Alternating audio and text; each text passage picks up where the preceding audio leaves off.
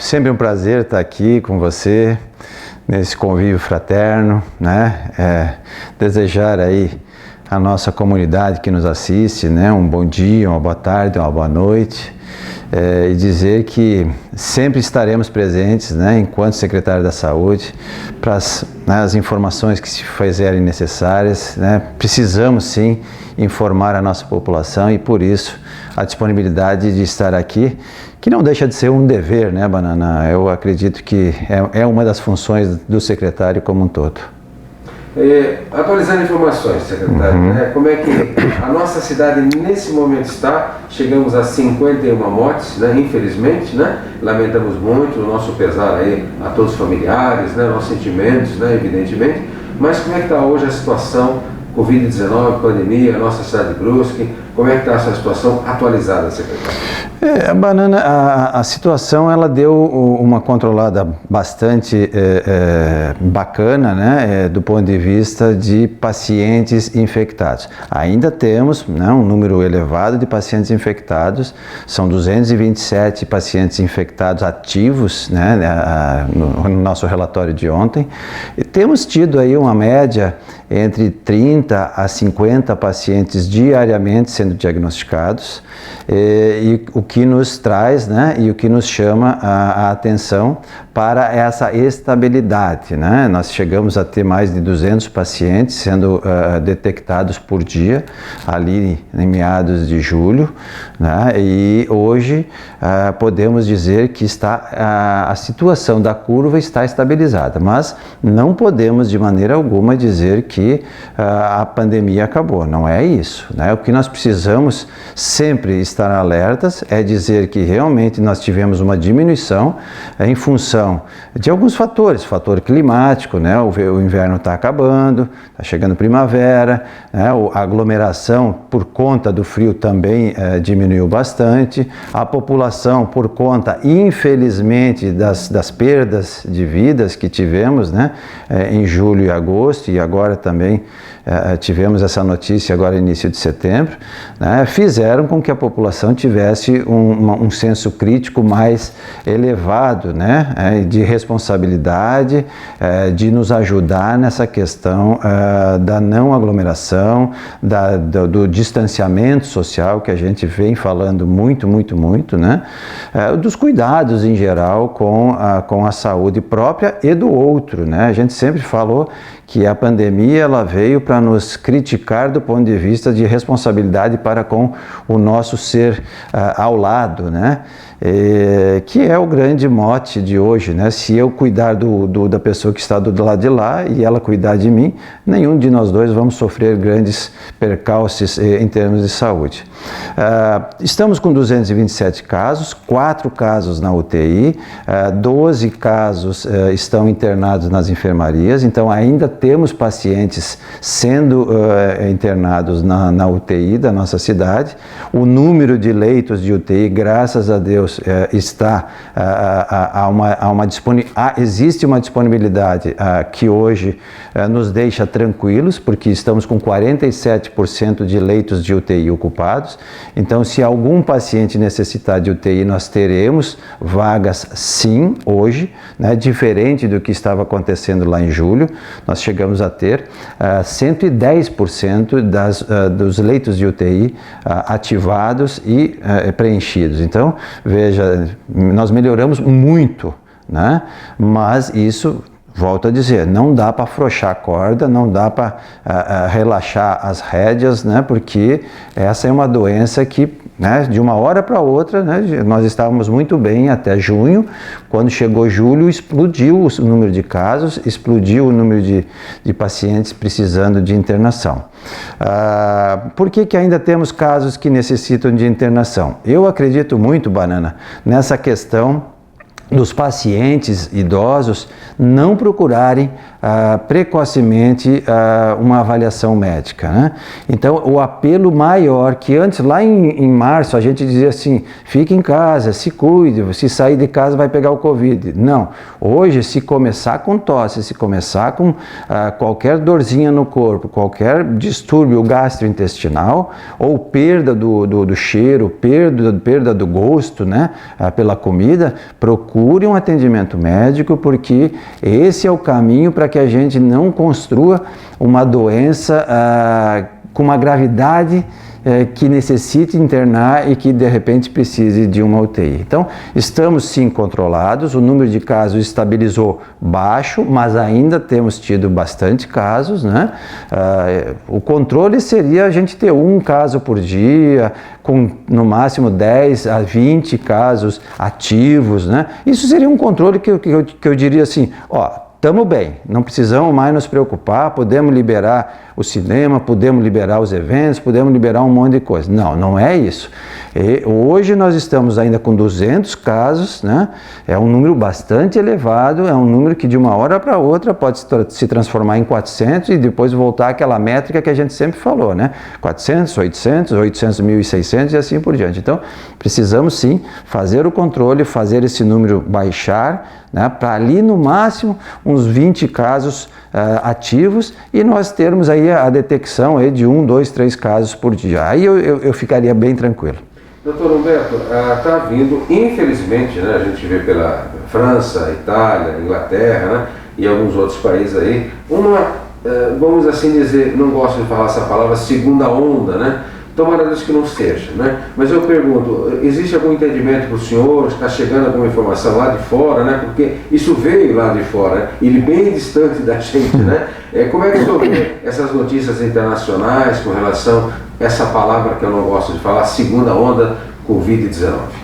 Nós temos assim, né, Banana, para o entendimento mais leigo, hoje nós estamos com uma proteção quase que de 100% das nossas crianças, né, e há de se dizer que aos 100% das crianças não é por questões da saúde da criança, é porque a criança, quando volta para casa, pode muito bem fazer a contaminação para os grandes grupos de risco, né? E isso acabou fazendo com que a gente fechasse as escolas, mantivesse o processo de afastamento, né? O que a gente chama de isolamento vertical, para que a proteção dos mais idosos e dos grandes grupos de risco ficasse contemplado. Eu acredito muito nessa segunda onda por conta da reabertura das escolas naqueles países e que já me fizeram essa provocação. Eu acredito sim que nós também teremos essa onda aqui no Brasil, porque tu veja bem, só em Brusque nós temos ali 4%, não mais do que 4% das crianças abaixo de, quando eu falo crianças, não são as pequenininhas, abaixo de 18 anos, né? Não mais do que 4% dessa população contaminada. Então, é muito pouco, né? É um número que vai ter que, de uma hora para outra, aparecerem os contaminados também. Então, sim, teremos uma segunda onda e o segundo, com a abertura, né? A reabertura dos colégios. Né? Então, se a reabertura dos colégios vai ser ainda esse ano, se ela vai ser mais para o final do ano, ou se ela vai ser lá no início do ano que vem, isso tudo ainda é uma incógnita. Estamos, sim, fazendo um estudo para que o Ministério Público também possa ser contemplado e que ele possa ser respondido de quais são os trabalhos que nós vamos desenvolver para que realmente a gente faça uma reabertura com segurança. Mas como a gente está vendo, né, Banana? Antes o comércio estava fechado, nós tínhamos um número de casos. O comércio abriu, o número aumentou. Tínhamos o transporte público fechado, era aquele número. Depois o transporte público abriu, aumentou e assim por diante. Outro fator importante também é o comportamento que o vírus está se movimentando. Ele está se movimentando, Banana, num comportamento muito próximo do H1N1, que quer dizer o quê? Nós temos duas fases de contaminação. A primeira e a mais intensa é no período do inverno, e a segunda, com uma intensidade menor, é ali início do verão, né? A gente sempre se lembra daquela gripe do verão, que é uma gripe de matar, né? Destrói a gente. Então, talvez a gente também tenha esse mesmo comportamento ali no verão do vírus, como aconteceu lá em São Paulo, como aconteceu lá no Rio de Janeiro. Então, realmente nós poderemos ter essa segunda onda por conta desse movimento que o vírus está fazendo e mais ainda por questões da reabertura dos colégios. E aí, claro, um grande disseminador viral sempre é o infante, sempre é a criança, né? Por quê? Porque a criança, ela não tem aquele comportamento ordeiro que a gente consegue determinar no adulto, né? De dizer, olha, não coloque a mão na boca, não fique coçando o olho, né? Não abrace o amigo, tal.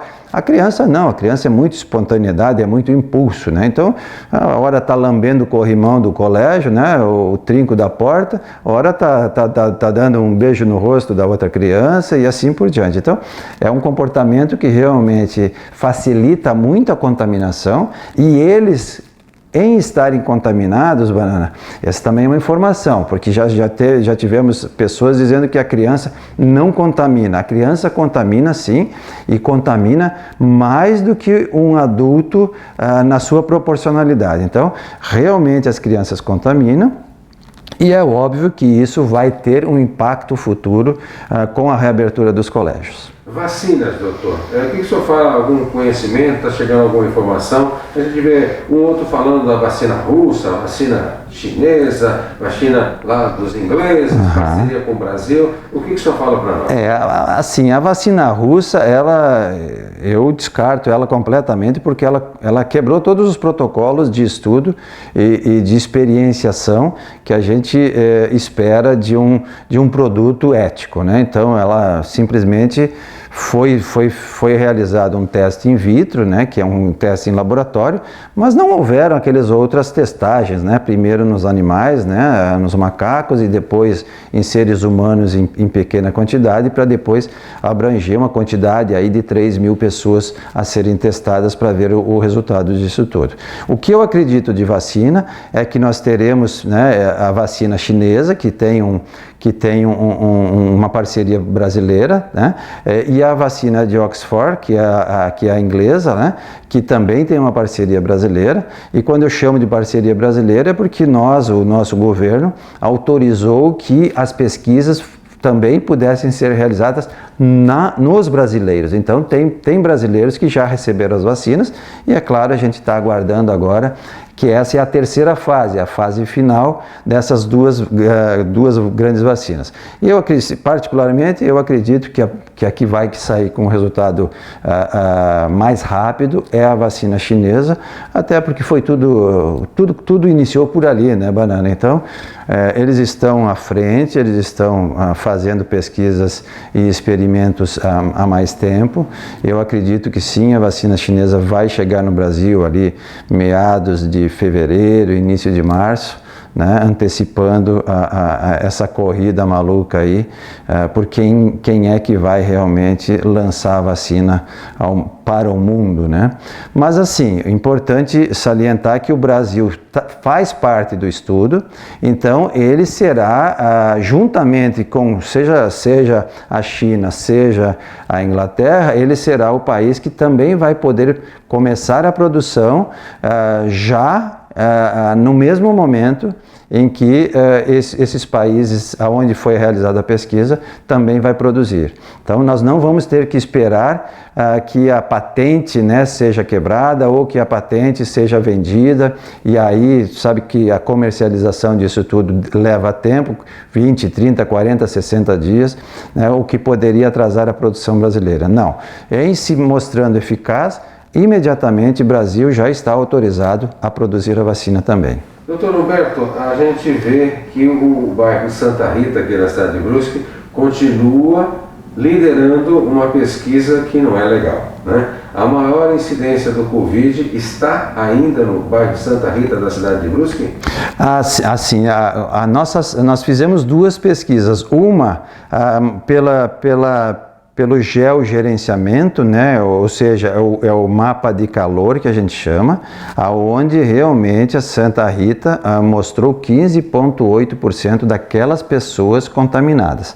Mas há de se dizer também, Banana, que no estudo aonde nós não fomos no foco da doença, né? Ou seja, as pessoas procuraram a unidade básica de saúde da sua região, a Santa Rita não ficou em primeiro lugar, graças a Deus, né? Os primeiros lugares ficou com a Santa Luzia, o Guarani e o centro aqui, uma com 11,4, outra com 11,1 e aqui o centro com 10,7, se eu não me engano, algo próximo disso. Mas assim, realmente nós temos um foco bastante importante ali no Santa Rita, que fica ali próximo, né, da divisa com a Santa Terezinha, ali eu tenho que falar, né? Então, ali no supermercado, ali onde a gente colocou o ônibus, né? O ônibus para fazer a testagem do Covid, que fica ali entre o supermercado e o posto de gasolina. Ali realmente a população que compareceu para fazer a testagem, dessa população dos 150 pacientes, 145 pacientes que foram testados, nós tivemos 23 pacientes que realmente se apresentaram a passagem pela doença, né? E ali também é o bairro onde nós temos a incidência de mortalidade. E, infelizmente, né, as pessoas com maior idade, né, que a gente sempre pede porque o isolamento vertical seja cumprido, parece-nos que as pessoas de maior idade, né, acima de 60 anos, acabaram descumprindo esse isolamento, indo ao supermercado, indo procurar recursos, né, para sua sobrevivência, e acabaram sendo contaminados e, por conseguinte, tiveram necessidade de hospital, UTI, e alguns realmente vieram a óbito, infelizmente. Doutor Humberto, sábado passado, se não me falha a memória, houve uma movimentação para testagens, né? Um volume muito grande, né? A ação, eu queria que o senhor falasse para nós, aqui no nosso canal 24 horas, esse quadro canal aberto, as próximas ações, né? Vai continuar sendo intensificadas as testagens? O que pensa o nosso secretário? Quais são as ações, os próximos passos? Sim, Banana, importantíssimo esse teu questionamento. Nós fizemos uma primeira testagem de aproximadamente 3.700 pessoas, né, brusquenses, no último sábado.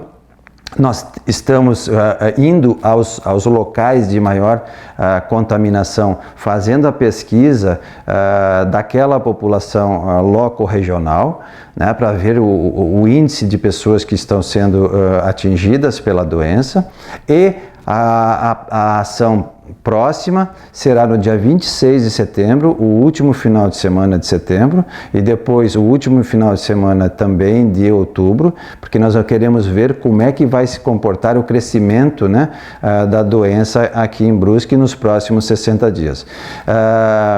Exatamente pensando no quê? Na localização dos contatos desses pacientes. É importante explicar, Banana, que tem pessoas, melhor dizendo, que nos criticam porque nós estamos gastando o teste com pessoas sem nenhum sintoma. Então eu vou explicar assim até para que realmente a população que nos assiste entenda de fato o porquê que a gente faz isso. As pessoas assintomáticas, as pessoas que não têm sintomas, né, e que estão passando pela doença, elas continuam contaminando outras pessoas. Então, a nossa preocupação para os assintomáticos não é com eles assintomáticos, é com os que estão à sua volta. Então, quando, por exemplo, vamos pegar a testagem que a gente fez, 191 pessoas mostraram-se contaminadas, Banana, nesse último sábado. Nós fizemos toda uma pesquisa, graças a Deus, a grande maioria deles estava com somente o IgG positivo, né? Ou seja, já passaram pela doença. Eles, mais de 20 dias passaram pela doença.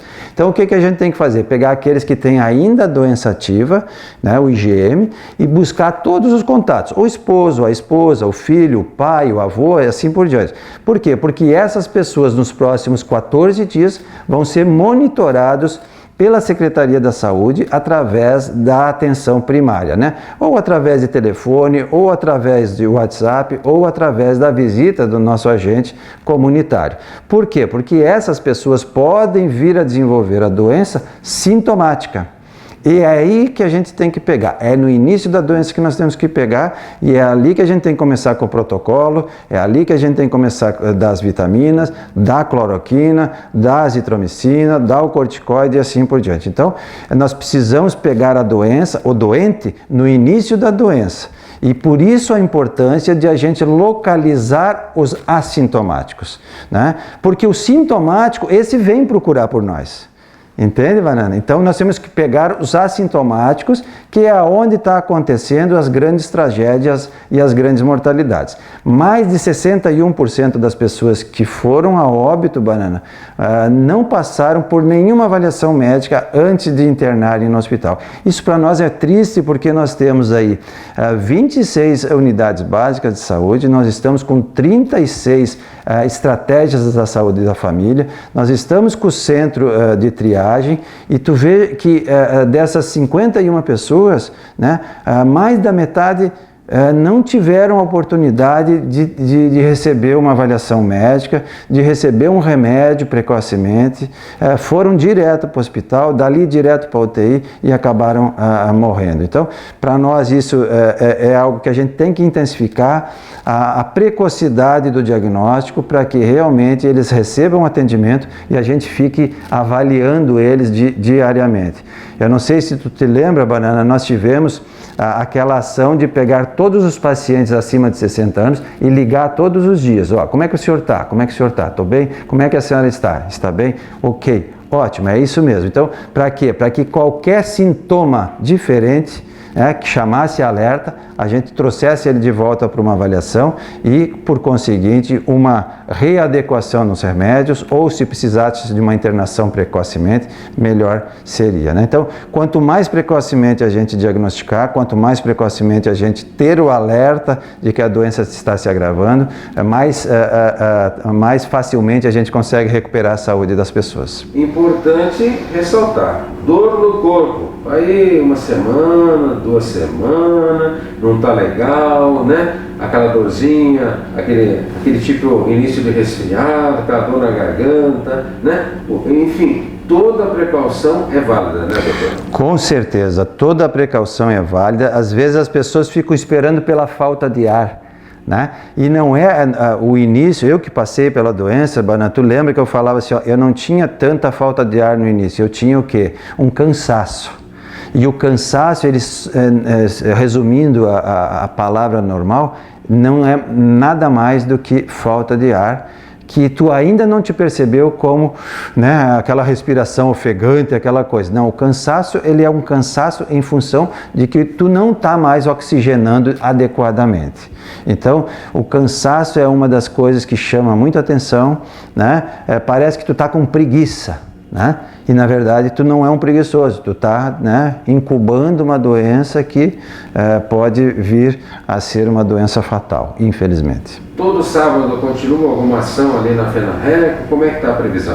Nós temos assim, desde que a pandemia aumentou muito o número de contaminados, né, nós seguimos atendendo todos os dias, inclusive sábados e domingos, e nós não vamos paralisar essa ação não, Banana. Nós temos o Hospital Dom Joaquim atendendo finais de semana, nós temos o Hospital Azambuja atendendo finais de semana e nós também temos o nosso centro de triagem atendendo finais de semana e feriado. Então, segunda-feira, dia 7 de setembro, o nosso centro de triagem também estará aberto, estará em pleno funcionamento para dar o atendimento à população que assim o necessite.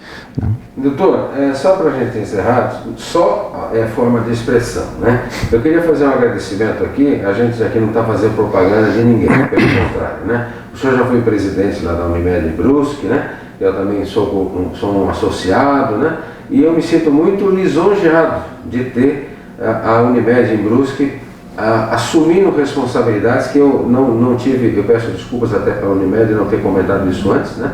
Na verdade, a Unimed Brusque é uma referência que ela abriu e quebrou protocolos que médicos do Brasil falavam, não, faz isso, faz aquilo, e a coragem a responsabilidade, acima de tudo, da nossa Unimed Brusque fazer o encaminhamento e fazer com a cloroquina, né, no caso específico, né, ela fosse sim encaminhada, fosse direcionada para começar um tratamento. Então, portanto, eu gostaria e fico muito feliz, né, não é propaganda, gente, é um agradecimento pela coragem, porque existia um pessoal dizendo isso não tem fundamentação científica, e aquela pressão em alguns médicos, e a coragem, e eu fico aqui, o respeito que eu tenho pela instituição, né, Unimed, o senhor que já foi presidente lá, deixo aqui o meu abraço, o meu carinho, né, o meu respeito, né, à Unimed de Brusque por essa ação de amor às pessoas e de muita responsabilidade. Eu só queria realmente ter isso gravado, porque isso vai ficar, essas imagens, elas vão para a casa de Brusque,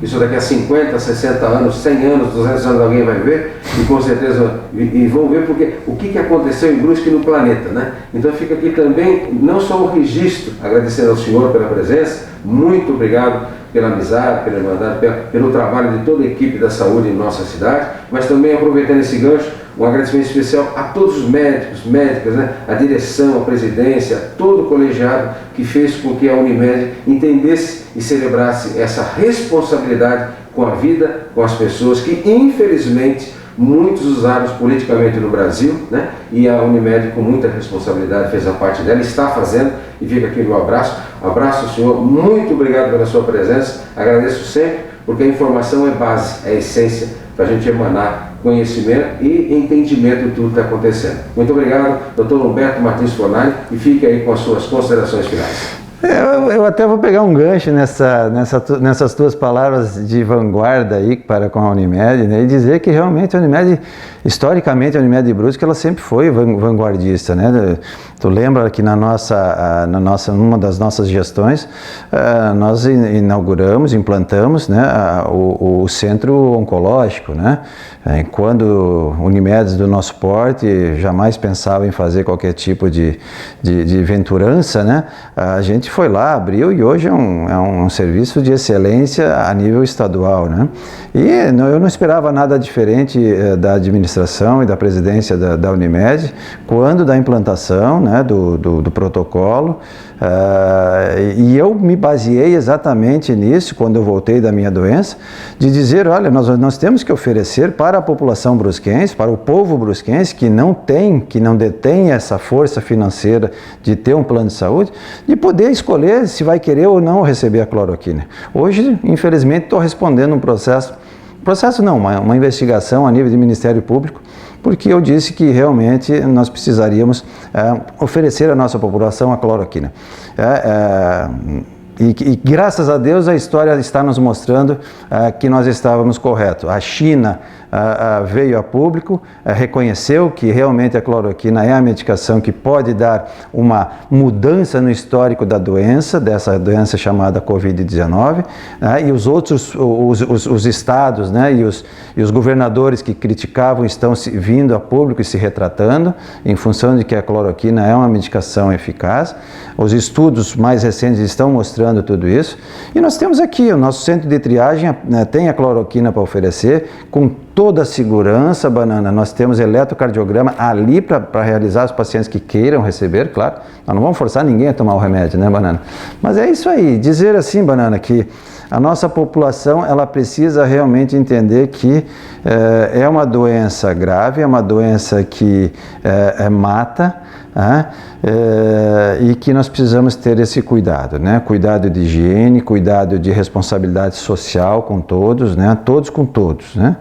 E como tu dissesse, né? Nós tínhamos até o prêmio, né? De imprensa, né? Porque a gente reconhece que saúde e informação são pilares essenciais para que a população possa crescer, né? Do ponto de vista de ser humano, de cidadão, né, de ter uma cidadania realmente digna, que é merecedora a nossa população brusquense. Obrigado, Banana, por tudo que tu fazes aí, por tudo que tu nos auxilia, por todo o espaço que tu nos gera, né, no dia a dia, semanalmente. Infelizmente a gente não pode estar aí todo dia, né, Banana, mas obrigado mesmo, né?